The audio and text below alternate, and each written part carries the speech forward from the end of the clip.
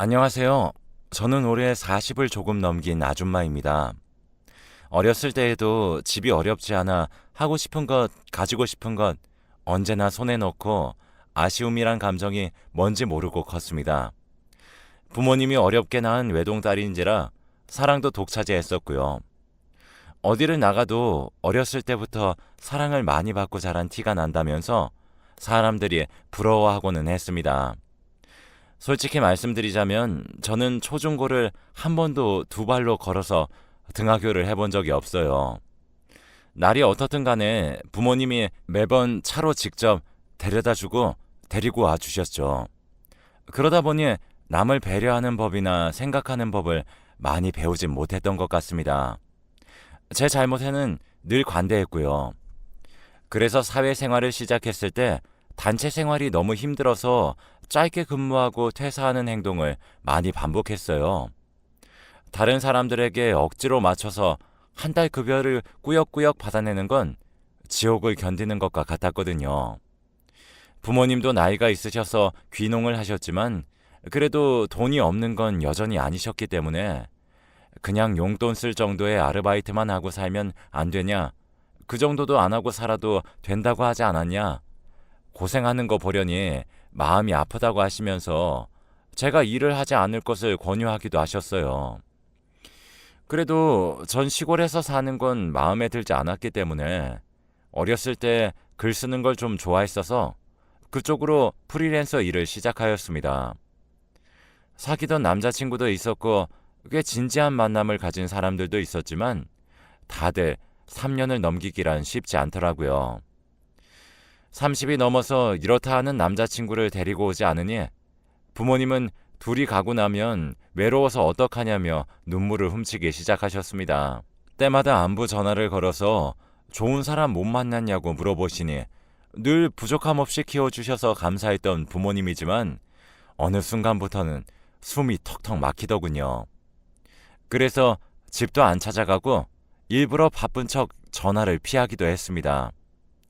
그런데 새벽에 전화가 오는 게 아니겠어요? 덜컥 겁이 나서 전화를 받으니 아버지가 쓰러지셨다는 겁니다.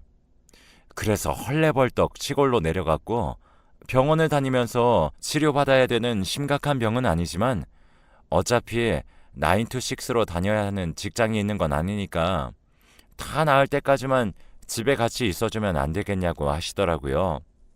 마침 저는 도시에서의 생활이 지치기도 했고 프리랜서로 작업하던 일을 마감하던 때이기도 하고 공백기가 마침 있었기 때문에 알았다고 했습니다. 아침, 점심, 저녁으로 부모님과 함께 식사를 하고 조용한 때에 엄마와 함께 산책을 다니기도 하고 아빠와 같이 병원도 다녀오는 등 여유로운 한때를 보내고 있었습니다. 그러다 하루는 엄마와 산책을 하고 돌아오는 길 젊은 남자 한 명을 마주치게 되었어요. 이렇게 젊은 남자를 만난 건 시골에서 처음이라 신기해서 저 남자는 누구냐고 엄마에게 물어보니 그 동네 분홍의 아들이라고 하더군요. 늘 오고 가면서 보았던 3층 집에 마당이 예쁘고 대문이 고풍스럽던 집의 아들이라고 했어요. 그 집에 아들이 한 명 있는데 집에 돈이 많고 하다 보니 다 사람 부리면서 살고 아들도 굳이 일하지 않아도 되니 가업을 잇는다는 이유로 집에서 놀고 있는 것 같다 하더라고요. 그래도 뭔가를 하긴 하는 모양인지 집의 재산이 날이 갈수록 불어나고 있다는 소문을 들으셨다면서 저런 남자는 어떠냐고 엄마가 은근슬쩍 물어보시는 거예요. 전 관심 없다고 떡 줄 사람은 생각도 안 하는데 우리끼리 이런 이야기 하는 거 웃기지 않냐면서 대충 넘겼어요. 그런데 오지랖 넓은 우리 어머니 그 집 아들을 초대해 저녁도 해먹이고 저와 억지로 시간을 만들어 붙여놓게 하기 시작하셨습니다. 전 부끄러운 마음에 괜히 싫은 내색을 하면서 우리 엄마가 주책이니 이해해달라고 했죠. 그런데 하루는 그 남자가 헤어지기 전 제 손을 턱하니 잡으면서 내일 서울로 떠나냐고 묻기에 그렇다고 하니 떠나지 말고 자기와 같이 살자고 하는 겁니다. 전 얼떨결에 그 집 아들에게 청혼을 받았고 그 이후로는 폭포수에 몸을 실은 것처럼 모든 것이 속전속결로 진행되기 시작했습니다. 과연 분홍의 아들은 분홍의 아들이었습니다. 시댁은 대놓고 돈 자랑을 하진 않으셨지만 드라마에서나 보던 여기서부터 여기까지가 내 땅이다 구분 짓는 것도 우습다는 등 그냥 여기 전체가 자신들의 땅이라고 생각하면 된다면서 결혼하게 되면 새아가 앞으로도 땅 몇 개 떼어주겠다고 하시더라고요. 또 서울에서 살던 사람이니 내려와서 사는 건 자기들의 과욕이고 과욕으로 화를 입고 싶은 마음도 없다면서 서울 강남구에 60평짜리 아파트도 알아봐 주시겠다고 하셨어요. 그 근처 상가 건물도 하나 가지고 계신데 그걸 넘겨줄 테니 거기서 나오는 세 받아서 남편과 둘이서 오붓하게 살라 하시는 거 아니겠어요? 또 차가 많이 낡았던데 이참에 새 차로 바꾸는 건 어떻겠냐고 물어봐 주시고 너무 감사하더라고요. 감사한 마음이 드는 한편 우리 집도 부족함이 없는 집인데 이렇게 받기 좀 자존심 상하는 것도 있었지만 내심 이 남자한테 무슨 문제가 있나, 무슨 하자가 있길래 나한테 이 모든 걸 다 주겠다고 하면서 유혹하는 걸까 싶은 거예요. 농담 삼아 어르신들한테 아무리 봐도 울 신랑이 손해보는 결혼인데 이 많은 것들을 저에게 주신다고 하니 의심스럽다고 무슨 비밀이 있으시냐고 하니 기분 나빠하실 줄 알았는데 얼굴이 빨개지시면서 그런 거 아니라고 그냥 둘이 행복하게 살아주면 좋겠다고 애도 낳지 말고 둘이서만 행복하게 살아주면 안 되겠냐. 그게 두 분의 소원이라는 거예요. 아니 뭐 저도 아이 낳아서 키울 생각은 없었어요. 결혼을 해도 제 삶이 더 중요할 건 분명했으니까요. 누군가를 돌보는 것 또한 자신 없었죠. 아무튼 그때 알았다고 하고 난 이후에 부동산 계약을 하던 날이었습니다. 제 앞으로 된 계약서에 도장 찍기 직전이었어요. 어머님께 급한 전화가 와서 계약서의 도장은 내일 찍으면 안 되겠냐고 하고 전 어머니를 모시고 급히 시골로 내려갔죠. 그리고 전 충격을 받게 됩니다. 너무 화목한 새 가족이었거든요.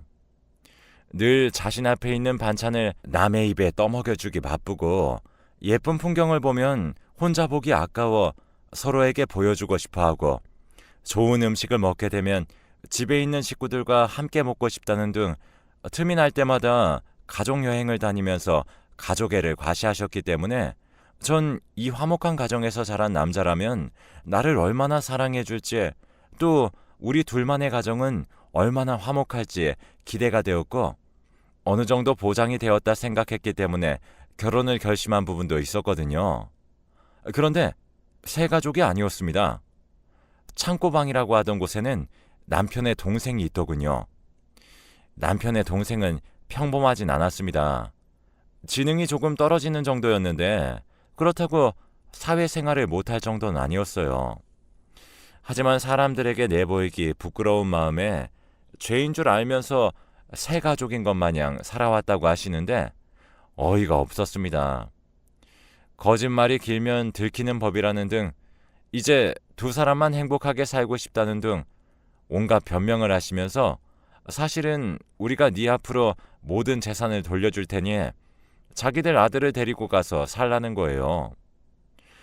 어머니, 애도 없이 둘이서만 행복하게 살라 하시지 않았냐 하니 아버님이 대뜸 너희 사이에 애가 있음 이 녀석 받아주겠냐고 그게 다 그런 뜻이라고 하시는 게 아니겠어요. 당황스러워 집에 가서 말을 하니 저희 부모님 하시는 말이 일단 다 알았다고 받아내라고 하는 겁니다. 같이 살겠다고 하고 실제로도 몇 달은 같이 살라고 하셨어요. 시동생은 아름답게 끊어낼 수 있는 방법이 있지 않냐고 하시면서요. 바로 결혼이죠. 자신들이 무슨 수를 써서라도 시동생 결혼시켜줄 테니까 일단 순종하라 하시길래 부모님 말이 아주 허황된 건 아니다 싶은 거예요. 시댁 재산도 만만치 않았지만 또 평범한 다른 사람들에 비해 크게 차이가 나지 않으니 무리는 아니다 싶었거든요. 그래서 전 결혼을 접을까도 생각했지만 결혼했다 돌아온다 할 때도 저에게 떨어지는 것들이 이루어 말로 다 표현할 수 없을 정도였고, 또 그렇다고 남편이 후진 것도 아니었거든요. 자상하고 얼굴도 준수했기 때문에 어디 내놓았을 때 부끄럽지 않았거든요. 결혼을 한 이후 신혼여행에서 돌아오자마자 시댁에선 시동생을 바로 데려다 주더라고요. 서울집에서 그렇게 셋이서 불편한 동거를 하게 되었습니다. 시동생도 시동생대로 불편한 게 눈에 보여서 미안한 마음이 들었어요. 하지만 전 그걸 빌미로 도련님도 연애도 해보고 사회생활 해보고 싶지 않냐고 꼬시면서 엄마가 알아봐준 여성분들과 선자리를 주선하기 시작했죠. 처음에는 남편도 제가 무슨 연애야 하면서 회의적인 모습을 보였지만 시동생의 의지가 강했습니다. 그동안 지내왔던 삶이 너무 답답하고 무료했고 자신도 남들만큼은 아니더라도 남들이 다 해보는 건 한 번씩은 해보고 죽어야 하지 않겠냐면서 눈물을 글썽이더군요. 그 후로 30번의 맞선이 있었습니다. 시동생이 생각보다 눈이 너무 높은 거예요. 나이도 자신보다 어려야 하고 얼굴도 예뻐야 하고 학벌도 받고 성격에 그 집의 배경까지 꼼꼼하게 따지더군요. 저에게 따로 전화가 와서 눈을 조금 낮추셔야 하는 거 아니냐. 이제 우리가 주선해 줄 수 있는 사람도 몇 명 남지도 않았다. 이렇게 깐깐한 분은 처음 본다며 저에게 하소연을 하더군요. 솔직히 제 목적까지도 주제를 알아라 라는 말이 나올 뻔했지만 꾹 참아냈습니다. 조금만 더 신경을 써주셨으면 좋겠다. 늘 고생해 주시는 거 안다고 뒤로 선물을 더 해드리면서 어르고 달랬습니다. 그러던 중 시동생이 드디어 자신의 운명의 짝을 만났다며 신나서 들어오는 거 아니겠어요? 자신의 꿈에서나 그리던 이상형이 자신 앞에 나타났다면서 그녀가 준비만 되면 바로 결혼을 할 것이라고 하는 겁니다. 시동생이 2번의 만남을 따로 가진 후 저희에게 소개시켜주겠다고 하더군요. 너무 늦은 것 아니냐? 이러면 여자 쪽에서 부담을 느낄 수도 있다고 하니 어차피 결혼을 목표로 만난 사이이기 때문에 여자 쪽에서 오히려 먼저 제안했다고 하는 거예요. 그래서 저녁 식사 자리를 가지게 되었고 저녁 식사 자리에서 만난 여성분은 시동생의 말처럼 정말 누군가의 꿈속에서나 그려봤을 법한 분이었어요. 동그랗고 큰 눈에 짙은 쌍꺼풀과 긴 생머리에 살짝 웨이브진 것과 갈색빛이 도는 머리 색깔과 눈동자 색깔이 묘했고 입술은 짙은 색을 바르지 않았음에도 생기가 돌며 여자가 봐도 반하겠더라고요. 나이는 저희보다 한참 어렸습니다. 시동생과 비교하면 8살 정도 차이가 났어요. 저는 이렇게 어린 나이에 다양한 사람과 연애도 해보고 싶을 거고 하고 싶은 일도 많을 텐데 웬 결혼이냐고 물으니 어렸을 적부터 가정을 빨리 이루고 싶은 꿈도 있었고 결혼한다고 해서 여자 인생이 끝난다 생각하지도 않는다. 오히려 좋은 남자를 빨리 만나서 가정을 차리는 게 여자한테는 그게 제일이지 않냐고 하길래 설득당해버렸죠. 둘은 그 주에 바로 시댁에 가서 인사를 드린다고 하더군요. 주말이 끝난 다음 날 어머니한테 바로 연락이 왔습니다. 시간을 내어 남편과 시골로 내려오라고 하셨어요. 시동생 모르게요. 내려가니 아무래도 그 여자를 무조건 잡아야겠다는 겁니다. 자기 아들 인생에 있어서 저런 여자가 나타날 수가 없다는 거예요. 그런데 나타났다. 이건 귀인이라는 거죠. 귀인을 서운하고 섭섭하게 해서 돌려보낸다. 이건 3대가 저주에 걸릴지도 모른다고 하시면서 하고 싶은 말을 두고 돌려 말하시길래 그래서 용건이 무엇이냐 여쭈어봤습니다. 그러니 시동생 와이프가 진짜 우리 집 사람이다 할 수 있을 때까지 조금만 희생해달라 하시는 거 아니겠어요? 집을 잠시 경기도 40평짜리로 옮기라고 하시고 주기로 했던 땅 중 일부도 먼저 팔아서 현금화시킨 다음 시동생네의 살림을 보태줘야겠다고 하시는 거예요. 뭘 얼마나 좋은 걸 해주려고 하시냐고 하니 강남의 펜트하우스 정도는 자가로 해줘야 하지 않겠냐고 하시는 거 있죠. 전 어이가 없어서 아무런 말도 못하고 벙쪄 있는데 남편이 덜컥 자기 앞으로 된 상가 건물이 있지 않냐고 그걸 내놓겠다고 하는 겁니다. 전 알고 있지도 못했던 상가를요. 여보! 하고 소리 지르니 집안일이니 자기는 잠시 빠져 있으라고 하길래 제가 콧방귀를 꼈습니다. 전 이럴 때 의논을 할 친구도 없었기에 부모님에게 전화를 해 이런 상황을 다 말했죠.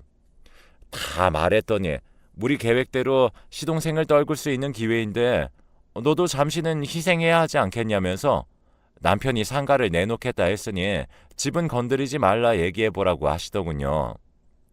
그 대화를 다 듣기라도 하신 건지 남편이 상가를 주기로 했고 저에게 주시기로 한 것 중 땅도 일부를 팔게 되었으니 좀 질투날 마음만 잠시 접어두고 이해해달라 양해를 구하시더군요. 그래서 알았다 했습니다. 그렇게 시동생네는 강남 펜트하우스 자가로 신혼을 시작하게 되었어요. 그 여자한테는 저한테 주신 것보다 더 좋은 노른자 땅 상가를 주셨더라고요. 딱 봐도 제가 받을 세보다 그쪽이 받을 세가 몇 배가 되어 보였지만 좀만 참으라고 하셨으니까 또 엄마 말처럼 시동생을 자연스럽게 떼어낼 수 있는 기회니 참았습니다. 그리고 한두 달은 시동생네와 서로 집도 오가면서 사이좋게 지냈어요. 주말에는 함께 시댁을 내려가면서요.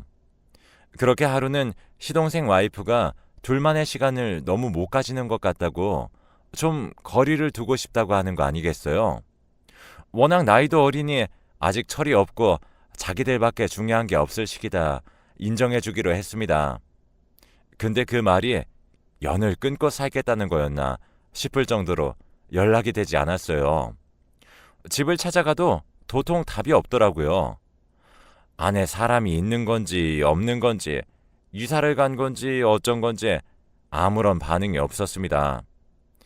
시부모님도 너무 연락이 안 되니 두 사람을 실종신고를 해야 하는 것 아니겠냐고 저희에게 말하실 정도였으니까요. 하지만 시동생 와이프네 친정에서는 둘이 알콩달콩 지내느라 바쁜 건데 이런 식으로 또 연락하시면 애들이 엇나갈 수도 있다고 시간을 두고 지켜봐 주시면 안 되겠냐고 하는 거예요. 신혼생활을 즐기겠다 어렵게 꺼낸 말이었는데 왜 지켜봐 주지를 못하냐면서요. 그렇게 1년여 정도의 시간이 흘렀습니다. 이 정도면 둘이 해외로 사랑의 도피를 떠난 게 아닌가 싶더라고요. 그런데 그쯤 밤 늦은 시간에 남편 휴대전화로 모르는 번호로 전화가 걸려오기 시작했어요. 받으면 아무런 말도 하지 않고 뚝 끊더군요. 도저히 무시할 수 있는 정도가 아니라 경찰에 신고를 해야겠다 마음먹은 날이었어요. 저희 집으로 빚쟁이들이 쳐들어왔습니다. 당신들 누구시냐고 하니 저희 시동생 이름을 대면서 걔 알지 않냐고 하길래 우리 가족이라고 하니 시동생이 진 사채빚이 50억이라고 하는 거예요. 저희 부부가 깜짝 놀라서 그게 무슨 말이냐고 하니 설명은 자기들이 해줄 이유도 없고 필요도 없으니 돈 준비해 놓으라는 말만 하고 사라졌습니다. 저희는 그 길로 시동생 집을 찾아가 미친 듯이 행패를 부렸습니다. 경비실에서 사람이 쫓아 나오고 경찰까지 왔더군요. 시동생을 찾으니 무슨 소리냐며 이 집은 1년 전에 사자마자 판 집 아니냐고 하는 거예요. 시댁에 연락을 하니 자기들 집에도 포악하게 생긴 사람들이 찾아와 30억을 내놓으라고 했다길래 일이 이상하게 된 것 같다. 얼른 실종신고하시고 시동생을 찾아봐야겠다 했습니다. 가만 생각해보니 어쩌면 매일 밤 전화를 걸어 아무런 말도 하지 않고 전화를 끊는 사람이 시동생일 것 같다는 느낌이 들었습니다. 그래서 그날 밤 남편과 둘이 핸드폰을 사이에 두고 또 전화가 오길 기다렸고 시간이 되자 전화가 걸려왔습니다. 받자마자 너 영우지? 영우야, 너 지금 어디니? 하면서 남편이 감정에 받쳐 울기 시작했습니다. 그러자 반대편에서도 엉엉 울더군요. 형, 나 영우 맞아. 하기에 지금 어디인지 말해라. 데리러 가겠다고 해서 새벽에 잠옷바람으로 시동생을 찾아 떠났습니다. 시동생이 있던 곳은 시댁에서 딱 반대편이었고 아주 외진 곳에 위치한 요양병원이었습니다. 그곳에서는 전화를 쓰는 것도 자유롭지 않았는데 자신이 너무 힘들어하니 이 정도는 봐주기 시작했다 하더라고요. 통통했던 시동생은 홀쭉해져서 시부모님이 보시면 못 알아보실 것 같다 싶을 정도로 달라져 있었습니다. 대체 너에게 무슨 일이 있었던 거냐고 남편이 물으니 시동생이 하는 말, 처음 한두 달은 정말 사랑인 줄 알았다고 했습니다. 하지만 그 모든 행동들이 자신을 사랑해서가 아니라 가족들을 안심시킨 다음 재산을 모두 가지고 튀기 위한 계략이었다고 하더군요. 오랜 기간 요양병원에 갇혀 남는 시간에 한 모든 생각들이 그쪽으로만 꽂히더라고 하는 겁니다. 그 사람이 친정이다 알려준 사람들도 모두 고용된 아르바이트였대요. 사실은 가족도 없고 여기저기 떠돌면서 사기치고 있는 여성이었던 것 같다더라고요. 학벌 같은 것도 모두 위조된 거짓이었고요. 어디로 사라진 것도 모르냐고 하니 자기가 어느새 정신을 차리고 보니 요양병원에 갇혀 있어서 아무것도 모르겠다고만 했습니다. 저희는 그날 셋이서 부둥켜 안고 울었습니다. 전 죄스럽더라고요. 시동생이 날 귀찮게 하면 얼마나 귀찮게 했으며 받은 게 아무것도 없이 꽁으로 봉사를 강요당한 것도 아닌데 괜히 내 욕심에 몹쓸 짓 당하게 만든 것 같아 마음이 찢어지는 것 같았습니다. 시부모님은 시부모님대로 자신들 욕심이 지나쳐서 과분한 것을 탐내다 아들을 이 꼴을 만들었다면서 무릎 꿇고 시동생에게 빌었고 시동생 또한 자신 때문에 당하지 않아도 될 고통에 우리 집에 찾아온 것 같아 죄스럽다고 울었습니다. 당장 앞에 떨어진 사채빚은 가지고 있는 모든 땅과 건물을 팔아서 갚아내었고 현재는 그 여자를 찾고 있는 중입니다. 친구라고 소개해줬던 사람들도 결혼식에 왔던 이들까지 모두가 고용된 아르바이트였기 때문에 그녀를 찾기에 여간 쉽지 않더군요. 저희 가족을 풍비박산 내고 아픈 상처를 준 그 여자를 꼭 찾을 수 있도록 모두 기도해 주세요. 부탁드립니다.